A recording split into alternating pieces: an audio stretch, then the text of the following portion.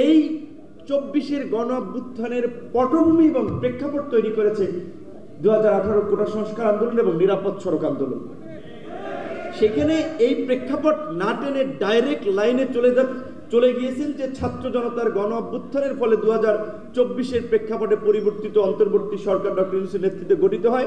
আমরা রাজনৈতিক দলসমূহ ঐক্যমতের ভিত্তিতে জাতীয় ঐক্যমত্য কমিশনে এই সংস্কার আমরা করছি, বাস্তবায়ন আমরা অঙ্গীকার করব, 2 ইয়ার্সের মধ্যে বাস্তবায়ন হবে। একটা বড় রকমের ফাঁকিবাজি এবং প্রতারণা এই ড্রাফটিং জুলাই সনদ আমরা দেখতে পাচ্ছি। যেই কারণে আমি এখানে আসছি, বিশেষ করে এটা যে জুলাই সনদে নিরাপদ সড়ক আন্দোলনের কথা এবং কোটা সংস্কার আন্দোলনের সুস্পষ্টভাবে থাকতে হবে। সেকেন্ড হচ্ছে, এই আমাদের দেশে প্রেক্ষাপটে দেখেছি তো, বলে যে এমপি হওয়ার জন্য নির্বাচনের আগে কামার কুমোর মুসি সবার আপনার ঘামের কর্দমাক্ত শৈল কোলাকুলি করে, ভাই নির্বাচনের পর আর খবর থাকে না। তো এই যে তারা যেটা বলল যে যারা সরকার গঠন করবে তারা 2 বছরের মধ্যে এগুলো বাস্তবায়ন করবে, কে দিয়েছে তাদের 2 বছরের মধ্যে বাস্তবায়ন করবে? আমরা কোনো রাজনৈতিক দল তো বলি নাই যে তাদেরকে আমরা 2 বছর সময় দেবো। আমরা তো ঐক্যমত্য কমিশনে বলছি বারবার যে এইটা ভোটের মাধ্যমে গৃহীত করতে হবে, অথবা আপনারা যদি মনে করেন যে গণভোটের মাধ্যমে এটাকে আইন করবেন কিংবা গণপরিষদ নির্বাচনের মাধ্যমে এটাকে সংবিধানে অন্তর্ভুক্ত করবেন, যে কোনো একটা আইনি প্রক্রিয়ায় যেতে হবে। শুধুমাত্র মুখের কথা আমরা বিশ্বাস করব না, কারণ আমরা দেখেছি অনেক কথা বলেছেন, কে রাখে তা কার কথা ক্ষমতায় গেলে। আমাদের সহকর্মী বন্ধুরাই কি রেখেছে আমাদের কথা? মঞ্জু ভাই একটু টাচ দিয়েছেন।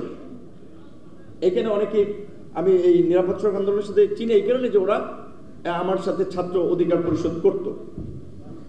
তো অনেকে আমি জানি ছোটখাটো চাকরি করে, অল্প পয়সা, ফ্যামিলির অবস্থাও ভালো না, কিন্তু দেখেছি তারা এই নিরাপদ সড়ক ডেডিকেশন দিয়ে এটাকে করে। কারণ পলিটিক্যাল অর্গানাইজেশন করে একটা অন্যরকম ভালো লাগে, কিন্তু এইখানে দেখেছি অনেকে এই যে ডেডিকেশন নিয়ে করা এবং প্রোগ্রামের এই যে এখানে যাদেরকে হাজির করেছে, আদিপ বলছিল এইখানেই তো একটা জাতীয় ঐক্যমত্য কমিশন হয়ে গেছে, সব দলের লোকেরা সব মতের লোকেরা আছে। তো এই যে তাদের কমিটমেন্ট, তো এই জন্য আমি মনে হয়েছে যে এই প্রোগ্রামটা আমার মিস দেওয়া ঠিক হবে না। তো মঞ্জু ভাই যে কথাটা বলছিল সেখানে আমি একটু এইটুকু টাচ দিতে চাই যে দেখেন, আমরা অনেক কষ্ট করেছি, ত্যাগ স্বীকার করেছি। শুধুমাত্র রাজনৈতিক দলের নেতারা ত্যাগ স্বীকার করেছে, স্যাক্রিফাইস করেছে না, এই নিরাপদ সড়ক আন্দোলনের মতো এই গত 7-8 বছরের প্রতিবাদী এবং সচেতন প্রতিটি তরুণ স্যাক্রিফাইস করেছে, ত্যাগ স্বীকার করেছে, লড়াই করেছে, যার ফলে আজকের এই গণ অভ্যুত্থান কিন্তু যুগে যুগে হবে না, বছর হবে না। বাংলাদেশে একবার, স্বাধীন বাংলাদেশে একবার গণ অভ্যুত্থান হয়েছে এই 53 বছর পরে। সুতরাং এই গণ অভ্যুত্থানের যে ম্যান্ডেট, যেটা গণ অভ্যুত্থানের পূর্বে আমরা বলেছি আমরা রাষ্ট্রের পুনর্গঠন চাই, সেটা আমরা মনে করি যে নির্বাচনী ব্যবস্থা, যেই ব্যবস্থা স্বৈরাচার তৈরি করে সরকারকে কর্তৃত্ববাদী হিসেবে গড়ে তোলে, সেই ব্যবস্থার পরিবর্তন না হলে আমাদের আসলে স্বপ্নের সোনার বাংলাদেশ বলি, নতুন বাংলা বলি, সেটা বিনির্মাণ সম্ভব হবে না। যে কারণে আমরা বলছিলাম নির্বাচন পদ্ধতিতে পরিবর্তন আনতে হবে।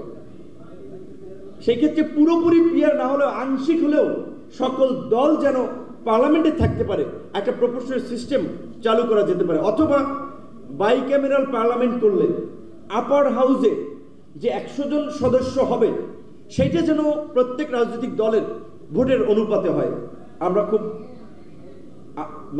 অবাক হয়ে লক্ষ্য করছি আমাদের সিনিয়র পলিটিশিয়ানরা যারা রাষ্ট্র পরিচালনা করেছেন একাধিকবার, অভিজ্ঞ পার্লামেন্টেরিয়ান, এটা মানতেই চান না, এটাকে একেবারে ডিনাই করে দিচ্ছেন। এইটা তো একেবারে ডিনাই করার বিষয় না, এটা কি অন্যায়, এটা কি অবিচার? যদি সকলের প্রতিনিধিত্ব পার্লামেন্টে থাকে, আমরা যদি বাইক্যামেরাল পার্লামেন্টে আপার হাউসে কিছু প্রফেশনাল লোকজন, কিছু ভালো পার্লামেন্টারিয়ান পাই, কিছু খারাপরা মানতে চাচ্ছে না, কারণ তারা পাওয়ার এনজয় করতে চাচ্ছেন। যে আলোচনা হচ্ছে যে আমরা বলছিলাম যে সাংবিধানিক ও সংবিধিবদ্ধ প্রতিষ্ঠানের নিয়োগে একটা কমিটি হবে, যেখানে আপনার সংসদীয় সরকারের দল, বিরোধী দল সবার প্রতিনিধিত্ব থাকবে। তারা ঠিক করবে কে ইলেকশন কমিশনের প্রধান হবে কিংবা ইলেকশন কমিশনে কারা কারা আসবে। তারা ঠিক করবে পাবলিক সার্ভিস কমিশন কি প্রক্রিয়ায় নিয়োগ পাবে, কারা কারা নিয়োগ পাবে, যেন নিউট্রালিটি নিয়ে কোনো প্রশ্ন না ওঠে।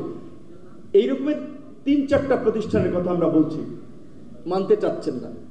কারণ তারাও দলীয়করণ করতে চায়, যে দলীয়করণের ফলে বাংলাদেশের 16 বছরের ক্রাইসিস এবং ইচ্ছেমতো সংবিধান কাটাছেড়া করার মধ্যে দিয়ে যে এই কর্তৃত্ববাদের জন্ম হয়েছে। আমরা বলছিলাম সেই ক্ষেত্রে এই আপার হাউস থাকলে পার্লামেন্ট সংশোধনের জন্য লোয়ার হাউস আপার হাউস দুই জায়গায় আপনার সম্মতি লাগবে, রাজনৈতিক দলের অনেক এটা